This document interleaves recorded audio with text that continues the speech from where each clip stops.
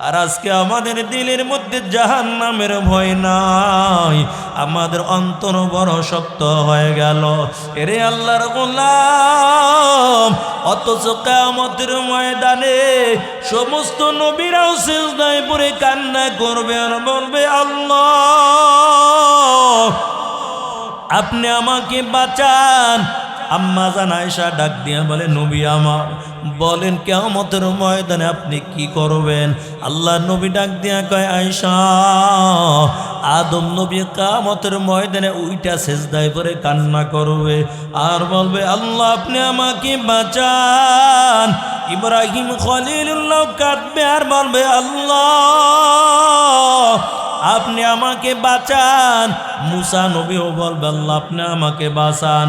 আম্মা জান আয়েশা ডাক দিয়া বলে, পয়গম্বর আপনি কিয়ামতের ময়দানে কি করবেন বলেন?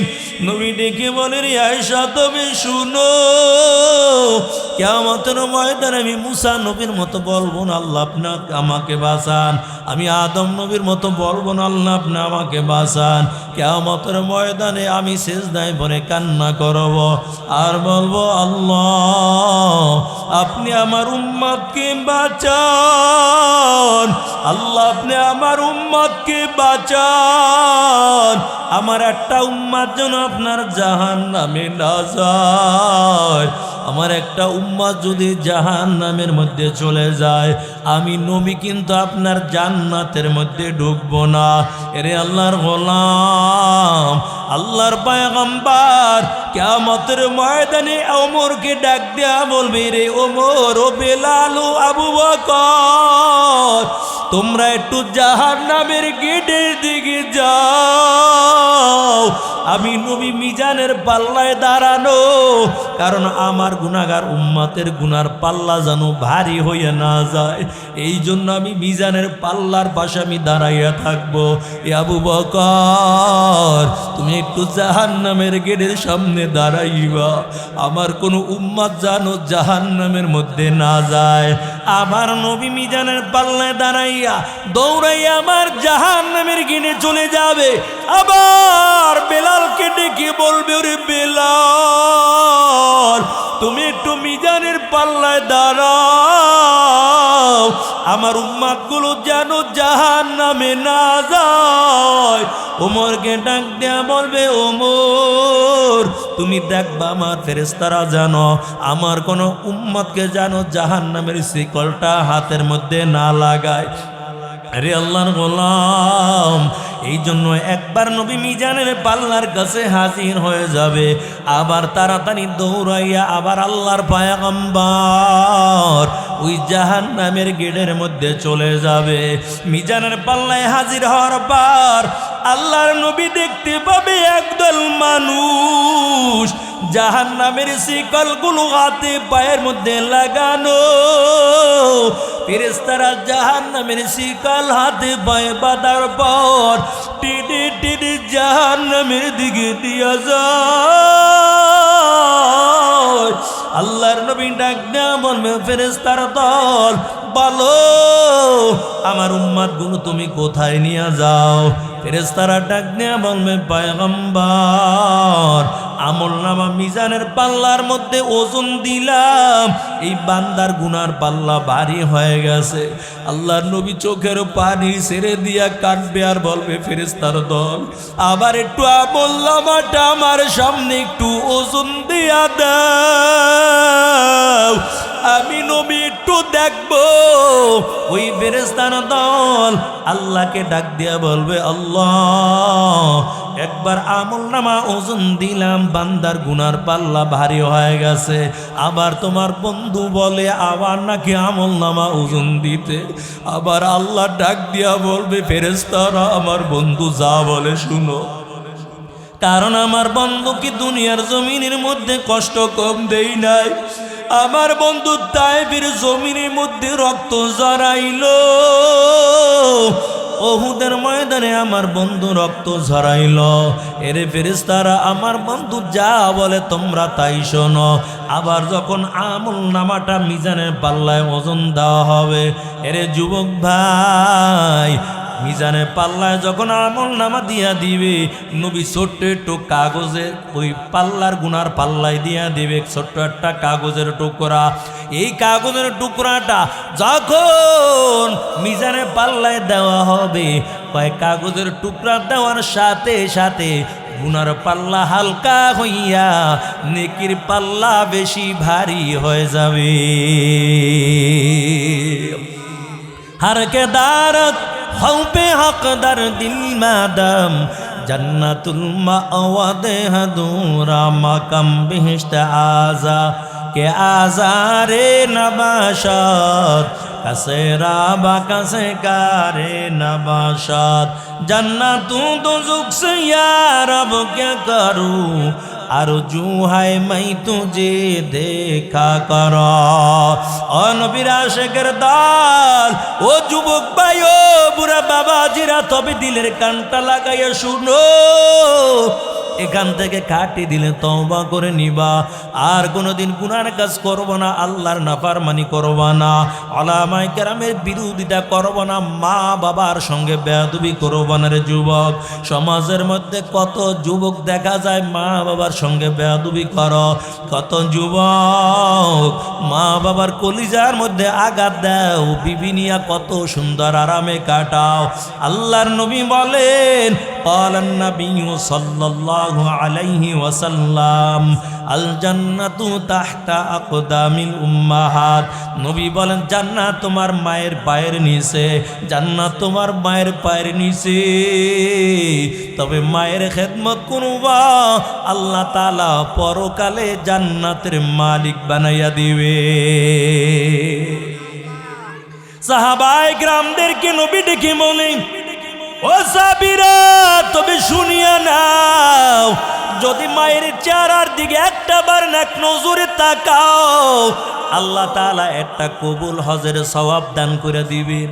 এরে মুমিন, কত যুবক দেখা যায় ওই যুবক বন্ধু বান্ধবদেরকে নিয়া বাস ভাড়া কইরা ওই পীরের বাড়ি চইলা যায়, মাজারে চইলা যায় পীরের কবর জিয়ারত করার জন্য।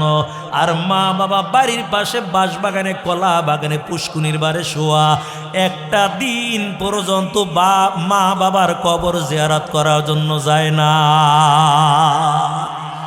অথচ কোন যুবক যদি মা বাবার কবরটা জিয়ারত করে, রাসূল বলেন ওই সন্তানের কবর জিয়ারতের উসিলা কইরা আল্লাহ তাআলা মা বাবার কবরটা জান্নাতের বাগান বানাইয়া দিবেন। অথচ মা বাবার কবরের পাশে যাইয়া সন্তান দাঁড়ায় না, আর বন্ধু বান্ধব নিয়ে বাস ভাড়া কইরা গান চালাইতে চালাইতে ওই বাবার দরবারে যায়।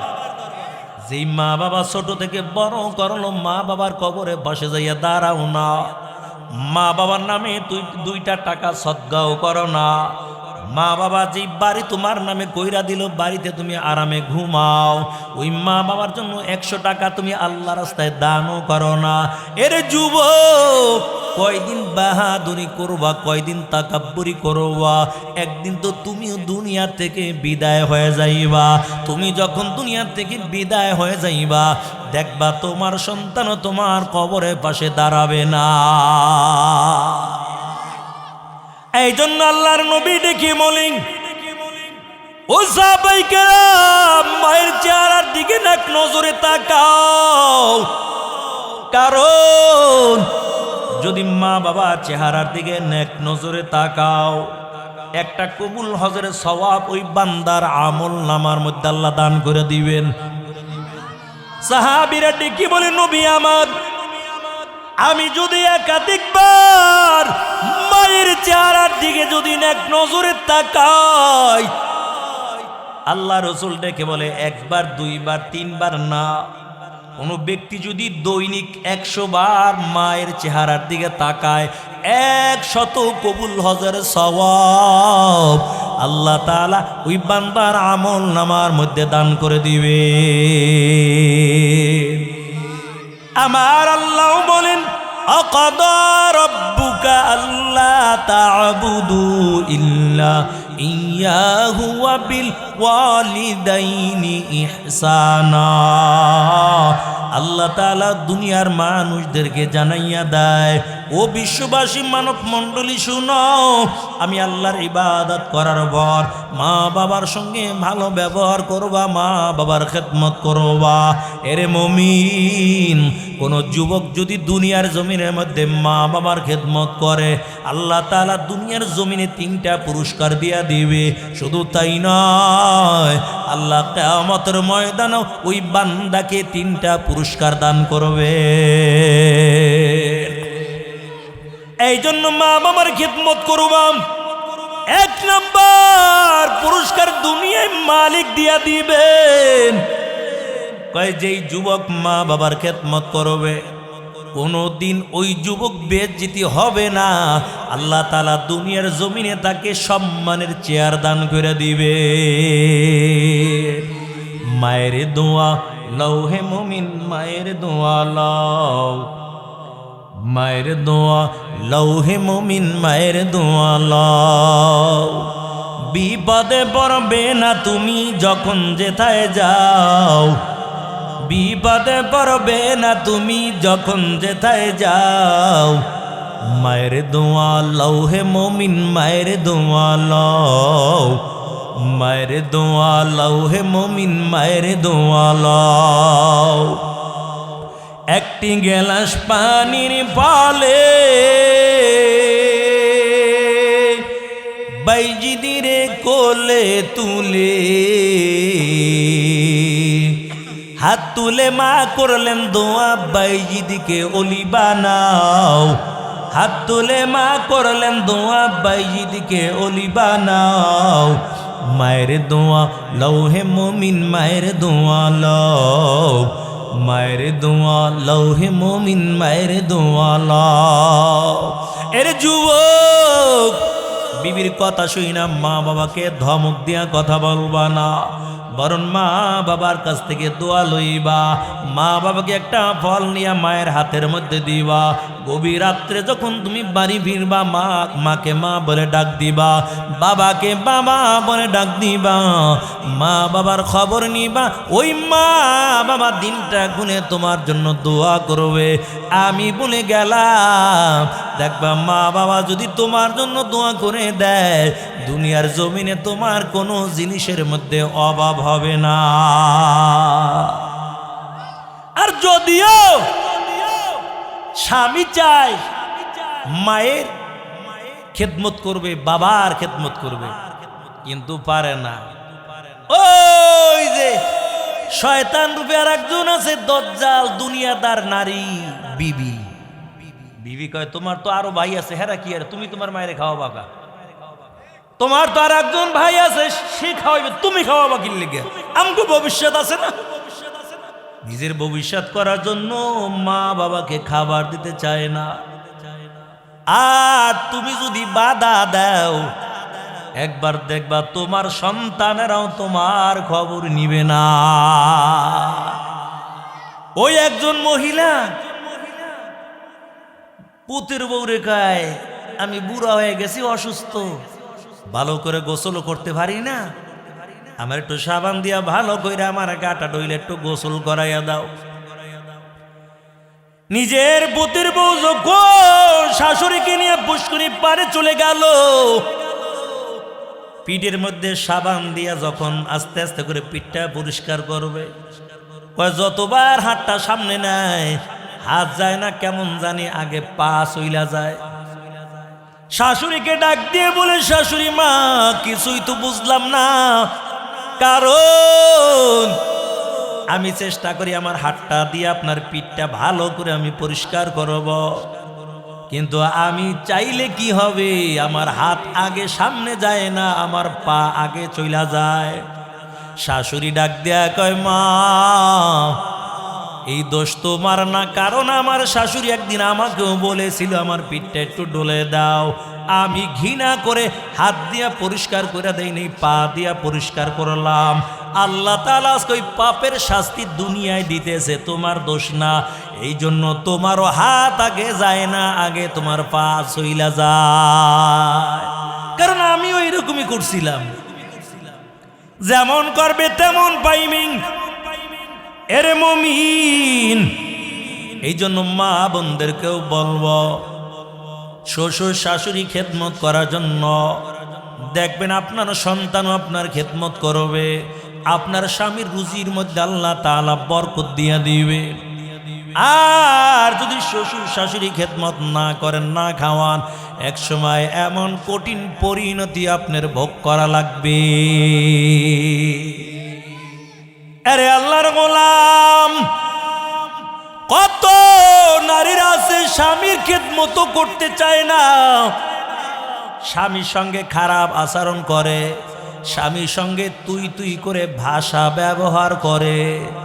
এরে মুমিন, স্বামীর খেদমত করতে ভালো লাগে না, অথচ আল্লাহর নবী বলেন স্বামীর খেদমত করে আল্লাহর হুকুম পালন করে যদি দুনিয়ার থেকে বিদায় হও, আর তোমার স্বামী যদি বলে আমার স্ত্রী খুব ভালো ছিল, ওই নারীর জন্য আল্লাহর জান্নাত অপেক্ষা করতে থাকে।